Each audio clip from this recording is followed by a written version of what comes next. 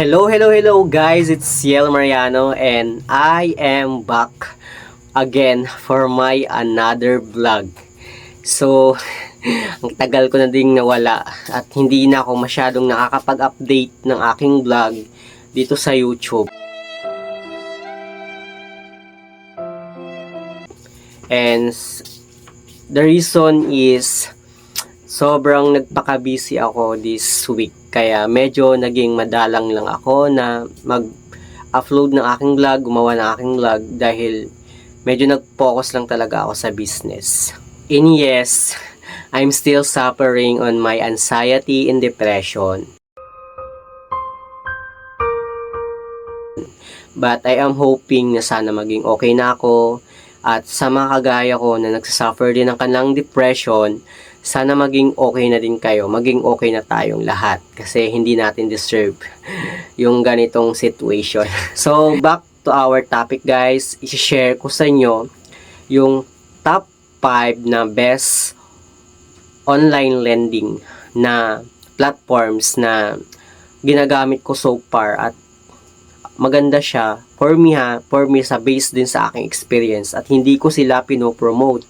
Ito ay based lang naman sa aking experience at gusto ko lang i-share sa inyo. Kaya kung interesado kang malaman dito sa 5 online lending platform na ginagamit ko, please keep on watching.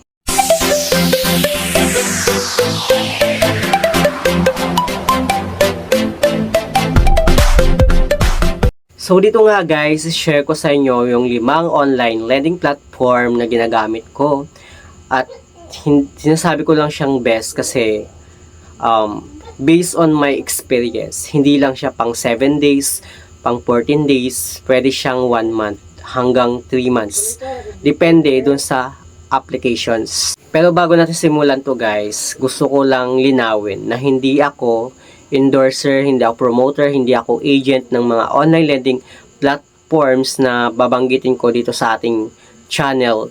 Ito based lang naman sa aking experience kasi isa din ako sa mga borrower ng mga lending platforms na to. So itong top 5 na online lending platforms na babanggitin ko ay itong si Peso Ready. Alam nyo ba guys na itong si Peso Ready, ang nagustuhan ko sa kanya, kung ano yung nagustuhan ko sa kanya, meron siyang 0% interest sa kanyang first na loan. Then payable siya ng 14 days. Tsaka pero may kaltas din siya guys na siguro pang 45 pesos. So ang ma-receive mo lang na amount is mga nasa 955 pesos. But then guys, okay na yon kasi sa second loan mo guys, pwede mo nang ma-avail yung 30 days plus pag nag-second reloan ka na sa kanilang applications, buong-buo mo nang makukuha yung loan or yung malulone mo dun sa kanilang applications. So, yun yung nagustuhan ko kay Peso Ready. Plus, napakababa lang din ng kanyang interest unless tinanggal mo yung preferred bundle borrower niya. At yun guys, yung nagustuhan ko dito kay Peso Ready. 0% interest sa kanyang first loan plus low interest din siya pag nakapag-reloan ka na sa kanilang applications unless tanggalin mo yung prefer borrower bundle niya para mas makales kayo sa kanyang interest. So dako naman tayo sa top 4 na online lending apps na ginagamit ko. Ito siya yung top 4 ko guys kasi nagustuhan ko din siya. Ito nga si OLP. Alam nyo ba guys na halos the same lang sila ni Peso Ready. The same lang sila ng dashboard, the same lang din sila na nag-offer ng 0% interest sa first loan and 14 days repayment yun guys. Then pag sa second loan mo, pwede mo nang ma-avail yung 30 days na loan term payment niya. And ang nagustuhan ko rin sa kanya guys, napakababa din ng interest niya na halos the same lang talaga kay Peso Ready. Ginawa ko lang si Peso Ready na top 5 kasi medyo nagkamali ako doon ng pagpindot kasi hindi ko na-click yung preferred bundle borrower niya. Kaya medyo malaki yung interest doon. But then, pwede mong tanggalin yung preferred borrower bundle niya para lumiit yung interest nung yung hihiramin mong amount. Dito nga guys, yung example. Bali 7,000 ngayon offer sa akin itong si OLP. Then dito, sa 7 days niya guys, meron din silang 7 days repayment. So, ang 7 days niya guys is Bali, 8,365 pesos yung ibabalik mong amount sa kanila kapag once na hindi mo tinanggal yung preferred borrower bundle niya. Then sa 15 days niya naman guys, ang ibabalik mo amount doon sa 7,000 is 8,960 pesos. Yung ibabalik mo. Then pag sa 21 days naman guys, ang ibabalik mo doon is 9,450 pesos. Pero pag sa 30 days naman niya guys, ang ibabalik mo doon is 10,150 pesos. Ganon kalaki yung interest niya sa 7,000 na hihiramin mo kapag hindi mo tinanggal yung preferred borrower bundle niya. So dito nga guys, itatry nating tanggalin yung preferred borrower bundle niya. So ayun guys, pag once na tinanggal mo yung preferred borrower bundle niya, yung 7,000 sa 30 days, ibabalik mo lang doon is 8,050 pesos. 'Di ba? Pag once na hindi mo tinanggal yung preferred borrower bundle niya, ang loan mo doon guys is, ang ibabalik mo doon is 10,000. Pero pag once na tinanggal mo, sa 30 days yun guys, pero pag once na tinanggal mo yung preferred borrower bundle, bali magiging bababa yung interest mo. Parang magiging 7,000 is parang papatong lang siya ng 1,000. Pero pag hindi mo tinanggal yung preferred borrower bundle, 10,000 ibabalik mo in just 30 days. Pero alam nyo ba guys, medyo nakakalungkot lang kasi kahit maganda naman, okay naman si OLP kasi nga mababa yung interest niya. Parang meron din siyang mga complaints. Even Peso Ready, may mga complaints siya sa mga ibang mga borrower. Kasi nga daw, di ko sure kasi nangharas daw yung agent nila. But hindi ko pa natatry kasi hindi pa naman ako nag-overdue sa kanilang applications. Yun yung based lang naman sa aking research. Pero for me guys, itong si OLP tsaka si Peso Ready, okay sila na pwede nyo silang malapitan in case of emergency. Yun yung nagustuhan ko sa kanila. So, dako naman tayo guys sa top 3 na online lending platforms na ginagamit ko ay itong si OneHand. Actually guys, hindi ko siya masabing okay kasi na-reject ako dito sa kay OneHand. Pero ang nag-apply is si yun, bali siya yung nag-apply, then na-approve siya, plus ang first loan agad na binigay sa kanya or credit limit na in-approve sa kanya is 3,800 pesos. At payable siya guys ng 1 month. So, yun yung nagustuhan ko. Kaya parang naging top 3 ko siya kasi napakababa ng kanyang interest. Halimbawa, yung sa 3,800 na loan mo, bali, ang ibabalik mo lang guys is 4,366 pesos. Yun lang, parang ang pinatong niya lang guys siguro is mga about mga 500 plus something. Plus buong pa siyang makukuha. Kaya nagustuhan ko itong si OneHand kahit na na-reject ako dito kay OneHand. Ewan ko ba kung bakit kasi na-approve naman ako sa mga ibang mga online lending apps. Pero bakit dito na-reject ako? But then okay itong si OneHand kasi mababa yung interest.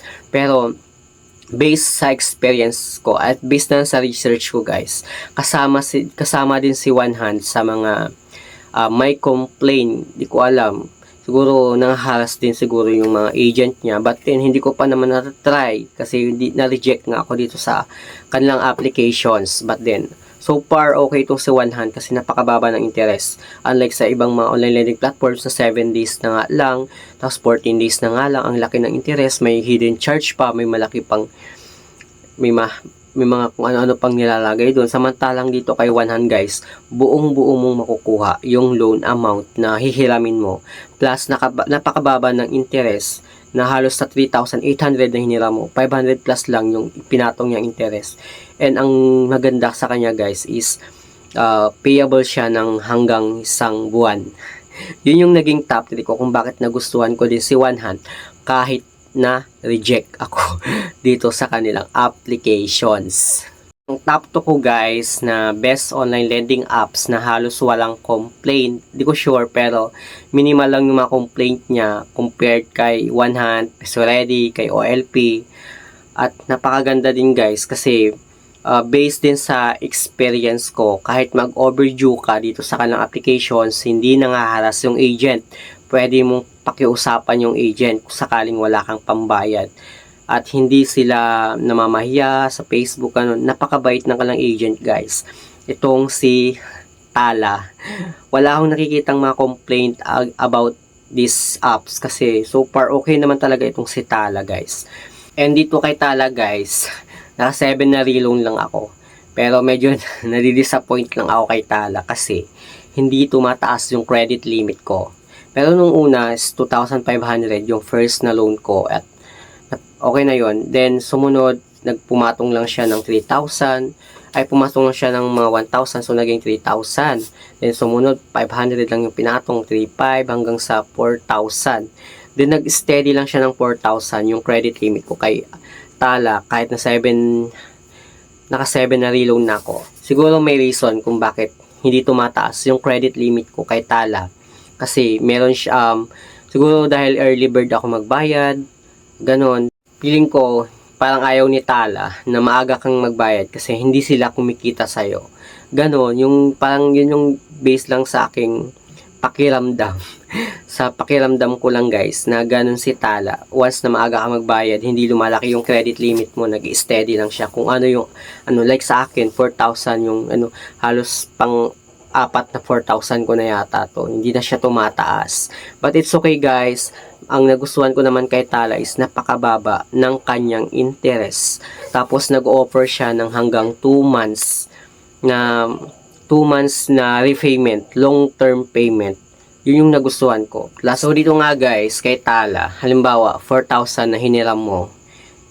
Yung interest niya 900 in just 30 days and half. Parang siguro papatak ng 40 days.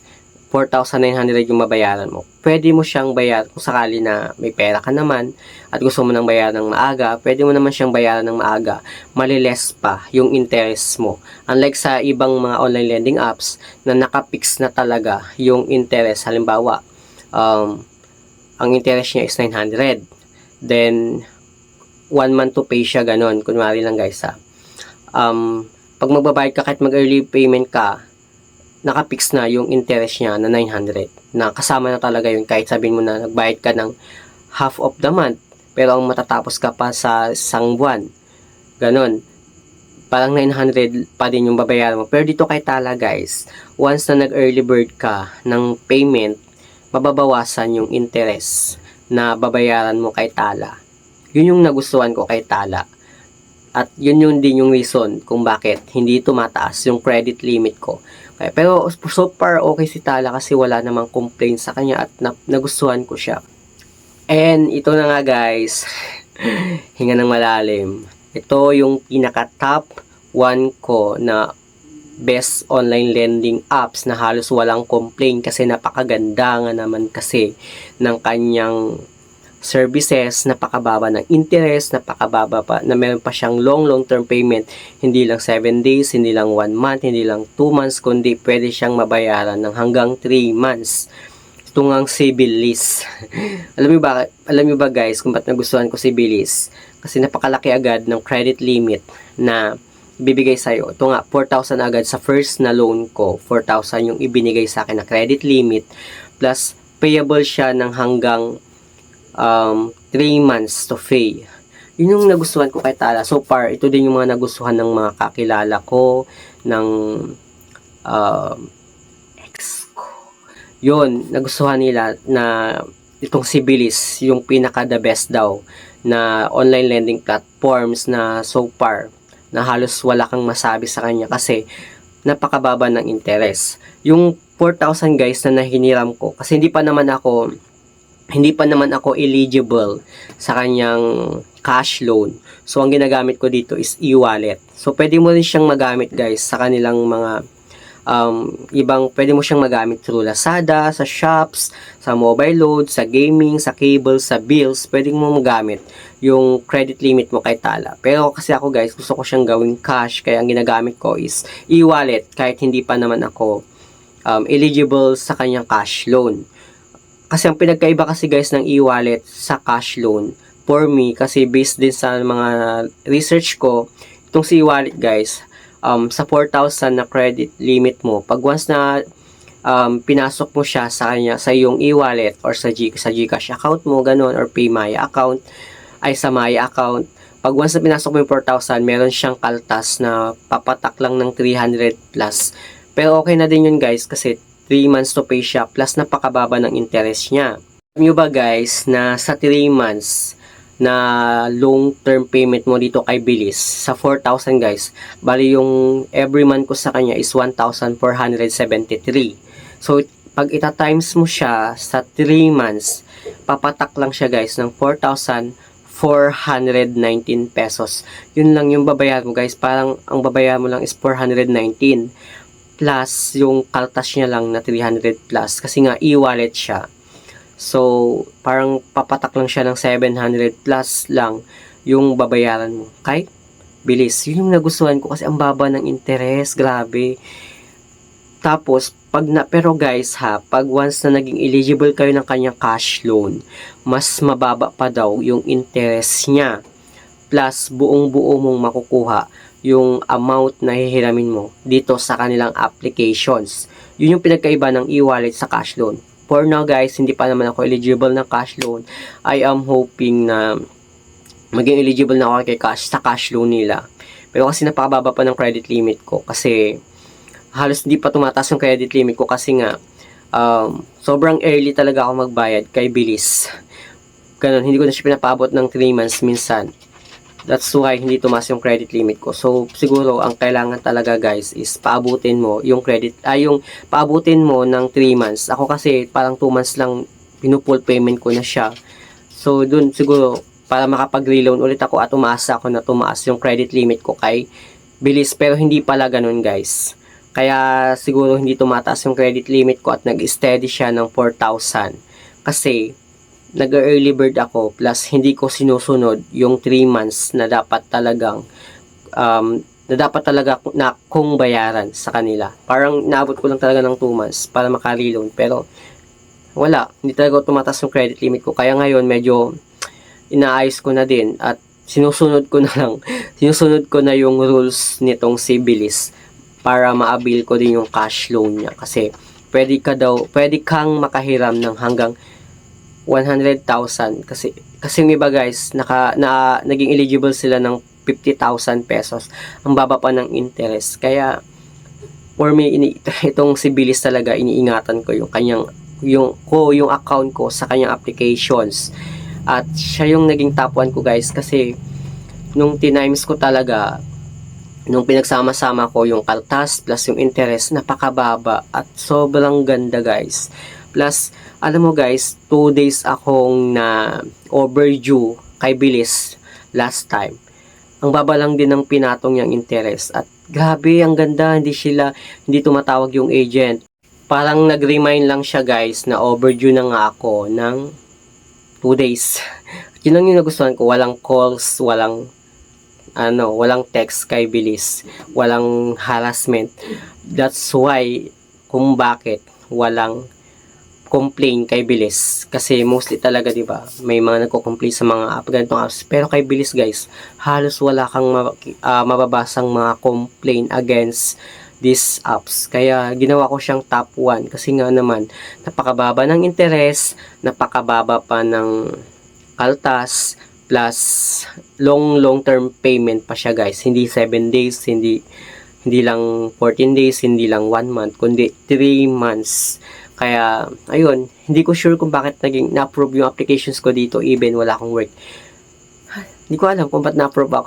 nagulat na lang ako na approve yung applications ko. At ito lang naman, guys, yung top 5 na best apps ko based on my experience. At hindi ko alam kung ano yung best apps sa inyo. Nakadepende naman sa inyo yun, guys. Pero hindi ko sinasabi na humiram kayo sa mga ganitong applications unless hindi nyo kailangan ng pera, kung ayaw yung madubog, kung ayaw yung baon-baon sa utang. Huwag kayong hiram unless hindi nyo naman kailangan ng pera. Pero kung kailangan nyo naman, guys, at least andito na yung idea na kung ano yung mga best apps na pwede nating malapitan wag lang yung mga online loan shark kasi hindi sila nakakatulong sa atin. So, yun lang naman guys. Kung nag-enjoy ka sa ating sa panunood sa aking vlog, please don't forget to share, like, and subscribe, and pakiclick niya rin yung notification bell para lagi kang updated sa aking mga susunod na video. So, yun lang naman guys. Thank you for watching and see you on my next video.